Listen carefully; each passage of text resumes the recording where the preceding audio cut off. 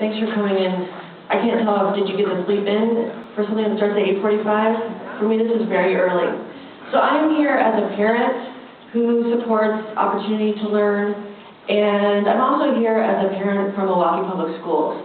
So it's an interesting contrast to the two stories you've just heard, right? Because we go from one of the smallest districts in the state to one of the largest districts, the largest district in the state, 77,000 kids, 80% free and reduced lunch, 20% special ed, about 3,500 kids that we know are homeless.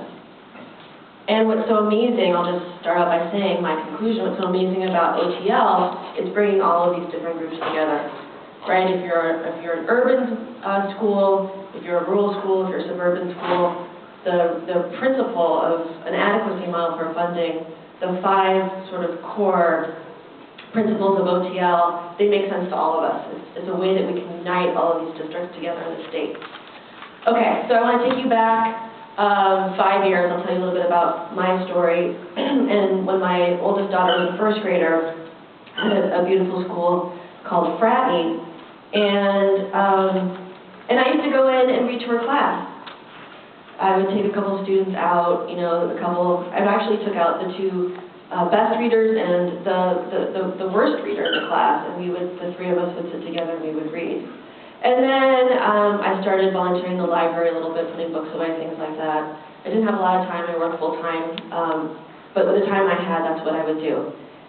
And then that budget crisis hit. Remember that last budget? I do. And suddenly I went into a state of panic because it seemed to me like the right to public education, which we heard about earlier from Julie, was in jeopardy. That funding cuts were going to be so drastic, and indeed they were, that I couldn't guarantee that actually even my daughter's school was going to be open, let alone funded.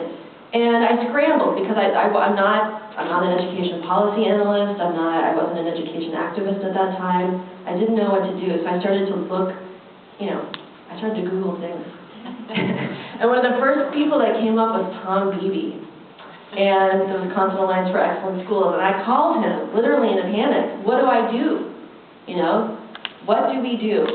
And so I just want to give a shout out to Tom and thank him for all of his work. He's been working on these issues. I'm sure all of you have for your careers.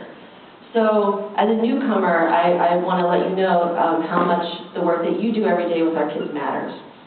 Okay, so I work with other parents to form a group called I Love My Public School. We've morphed now into a chapter of Parents for Public Schools of Milwaukee. PPS is a national organization. It's a district-wide, parent-led engagement and advocacy model.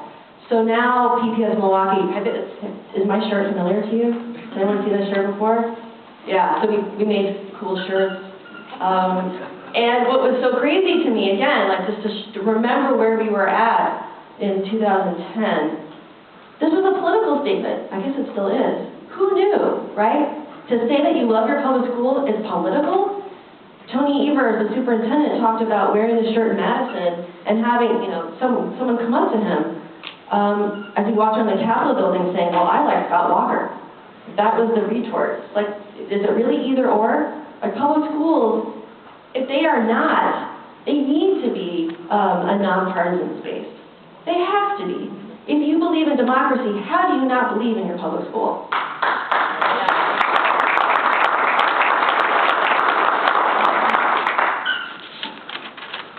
Okay, so I'm concluding. We need an adequacy model, right? Even before that huge budget crisis came down, every budget we were scrambling, right? Are we going to cut our art teacher this year or our librarian? Principals had to do this crazy shell game. Are we going to get enough students in so we can keep them? You didn't know until the last second. That's a ridiculous way to exist. Can't exist that way. Those were the good days, right? We lost our teacher in this last budget.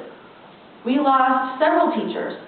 We have classroom sizes that are much, much too large. My colleague Angela McManaman just published an opinion piece in the Journal Sentinel yesterday called 37 Cupcakes.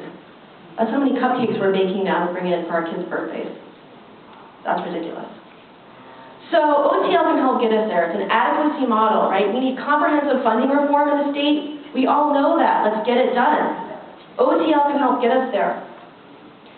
And we need goals that can connect all of us in these urban, rural, and suburban districts.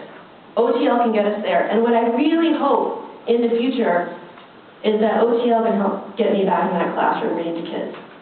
Thank you.